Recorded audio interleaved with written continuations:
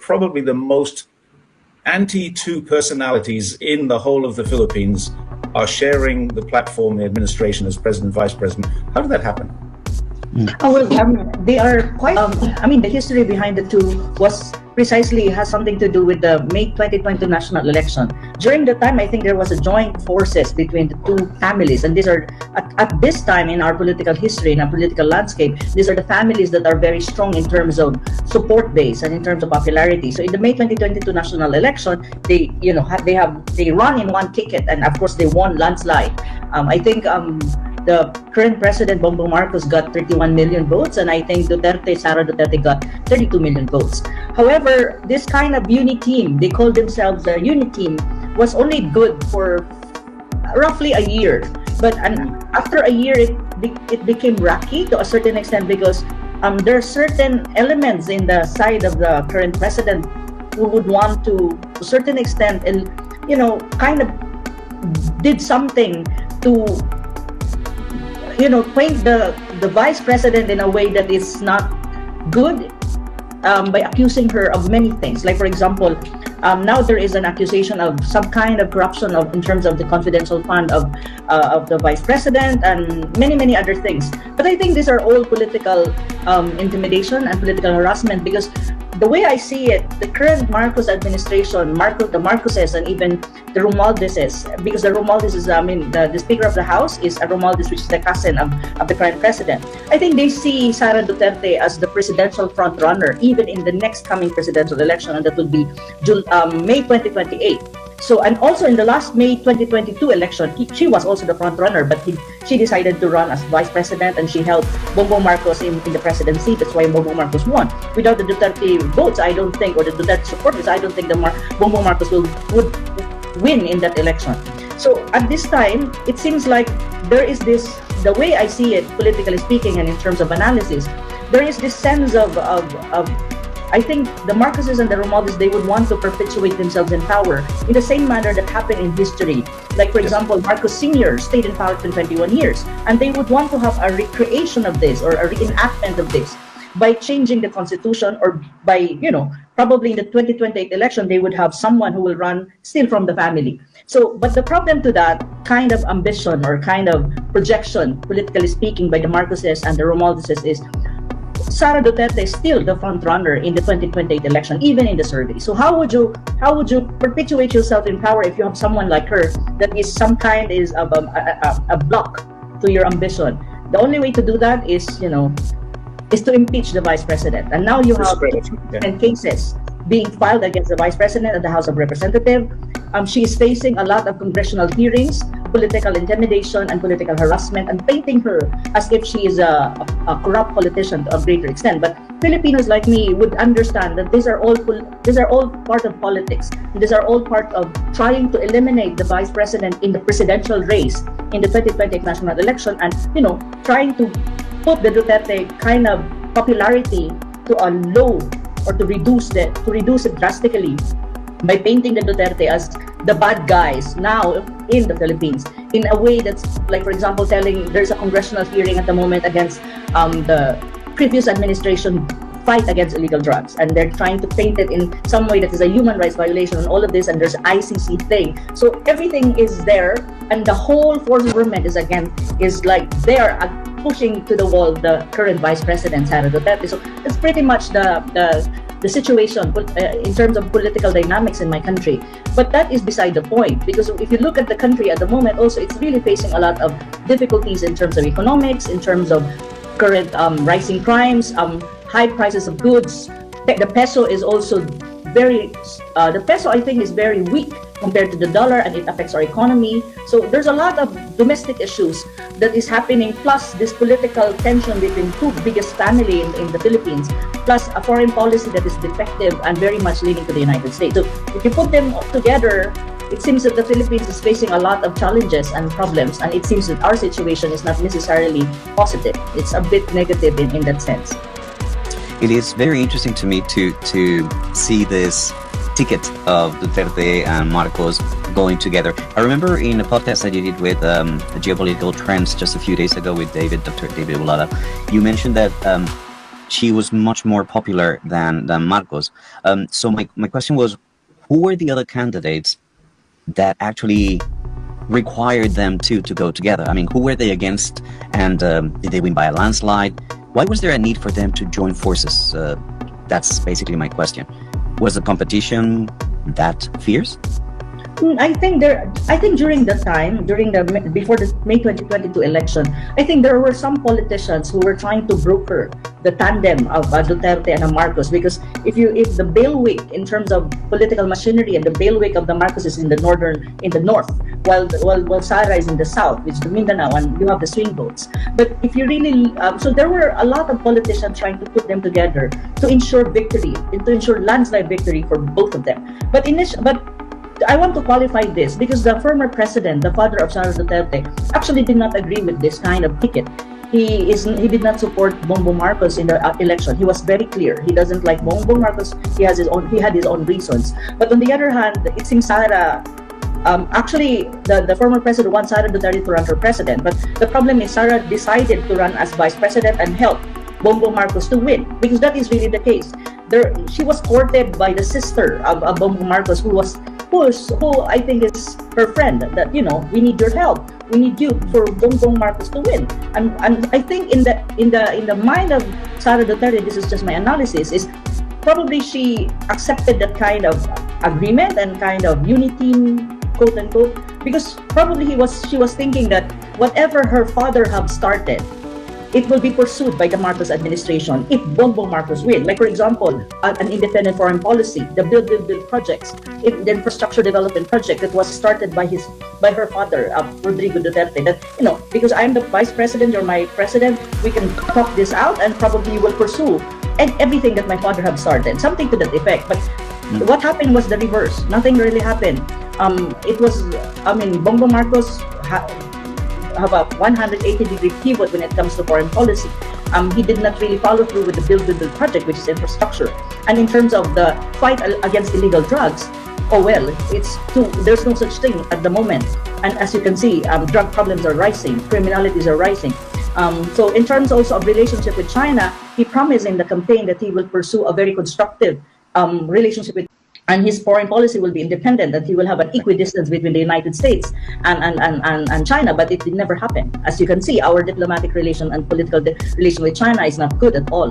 It's not just about the South China Sea, it's really more about that strong, heavy influence of the United States under the current administration of Bongbong Marcos. So this is really the dynamics. But when you talk about the ticket in the May 2020 election, there were certain politicians that really tried to put them together and convince them that this is the best possible scenario for the country, that you have a very popular vice president and a very popular president. And when you talk about policy, since both of them are very popular, well supported by the majority of the Filipinos, or almost all Filipinos, then everything would be easier when it comes to passing policy, implementation of policy. There would be legitimacy, because people would believe them and would put their trust on them, because both of them are well supported by Filipino people. And we thought, even I thought, that Bongbong Marcos will follow through his campaign promises, and I think also the vice president have that kind of impression or thoughts, but that never happened really. It's the complete reverse of what is going on in the country right now, and Bongbong Marcos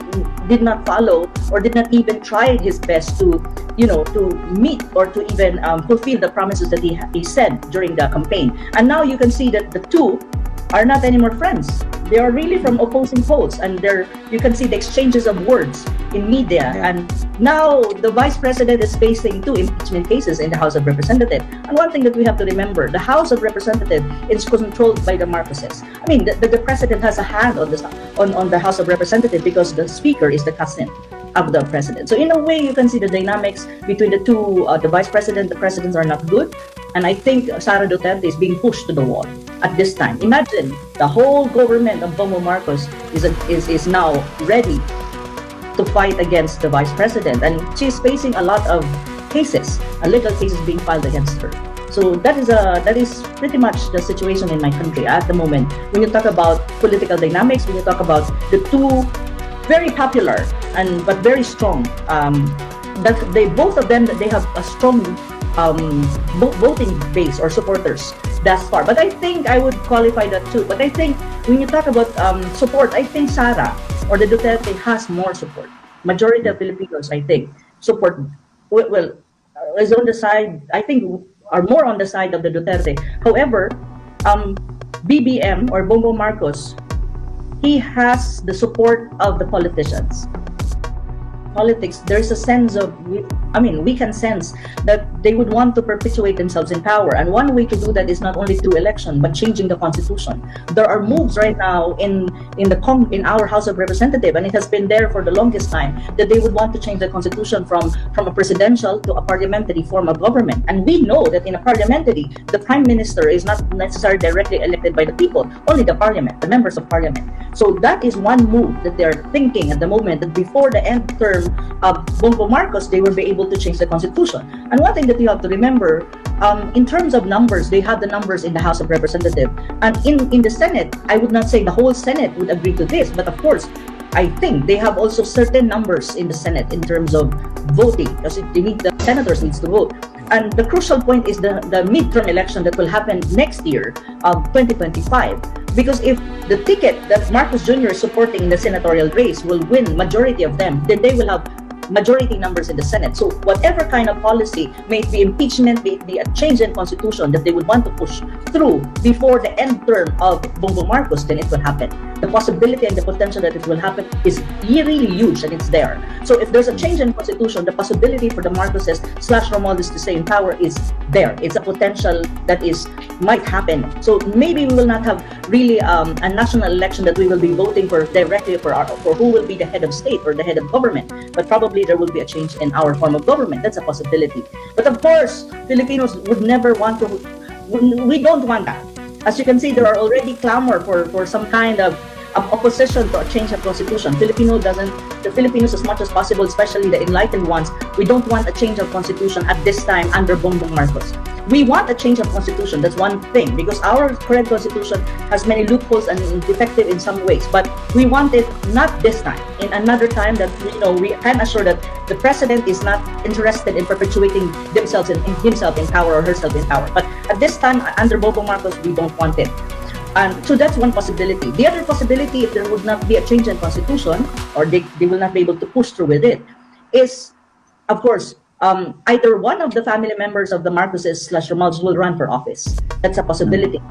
Or someone that the Americans would want to be their puppet will be financed and will be pushed to run for office. And that someone is still not clear. But we have certain politicians in mind that probably the United States is already trying to, groom to a greater extent. Who can possibly replace a Marcos / Romualdez candidate? But that is one possibility. But for us, we're more worried about the change of constitution, and they would want to stay in power more than 21, more than to beat the record of the father. Because the father stayed 21 years. Probably they want to stay more than 21 years. So that's something that we don't want as Filipinos. As much as possible. You've talked a few times about the Constitution, and I wanted to ask you a very direct question.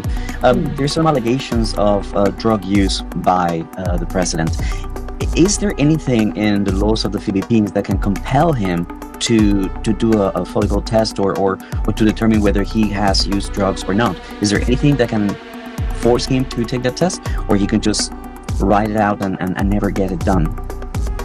That is a very tricky situation, because there are allegations against the president. These are allegations, and it's out there. It's in social media. Many Filipinos actually are very open and vocal talking about this. That the allegation is that the president is a drug user or / addict to a greater extent. But these are allegations, no? So, but some people would say that it's true. Some people would say that it's not. But at the end of the day, this is also a problem in terms of the moral ascendancy and integrity of the presidency, of the office of the president, and of the president. So actually, there's a call for him to take a drug test to put a stop to this issue first and foremost, and for people to focus on what is important, and that is governance, and taking care of whatever kind of governmental functions that he needs to attend to. Because right now, Filipino are focusing on this kind of personal issue. That's a personal issue as far as I'm concerned. However, the president is not taking it seriously, and I don't know why, and he kind of set this aside as an issue. But in our constitution, there's no explicit provision on this that you can push it. There's none explicit. However, it's an issue of public trust. And it's an issue of health of the president, because drug use may be an allegation. It's still related to health, and it's related to mental, the mental health of a person, and it's an issue of public trust. And in this too, there are provisions in the Constitution that you should not deceive the public. You should honor the trust given to you by the public. However, even we have those things, we have those provisions in our Constitution. At the end of the day, it's still on the side of the president. How he's gonna address this kind of allegation. But at the moment, it seems that he just set it aside as if it does not exist, and he laughed about it. But people like me, it's not a laughing matter. I'm not saying that it's true, but what I'm saying is these are allegations that needs to be settled and needs to be addressed by a sitting president, because it taints the office of the president. It's not just about him, it's about the presidency. It's the office of the president that is now tainted because of this allegation, and the public trust that we have for that office. So that is the matter, that's the issue. And even in my column in last Saturday, I'm saying that the president should take this seriously and do a drug test. It's not hard to do a drug test. You just go, it's a hair follicle test, and that's it. Maybe in 1 hour, you have the test and show it to the public. Make it public. So what's wrong with that? Anyone, even I, if you ask me for a drug test, I'll do that anytime. But the problem do that because you haven't taken drugs. Probably. Well, I don't. Definitely no. I'm quite happy. You can take some of mine too. Anytime, So that's the question of many people, even of Filipinos, ordinary. Why is it hard for him to do it when it's not a rocket science? It's a procedure that you can do it in 1 hour and you have the result, and you just have to publicize the result, and that's it. Everything's settled. But he seems not to. It's only settled if he's not taking drugs. Exactly. It is very easy, but he's making it difficult for a reason.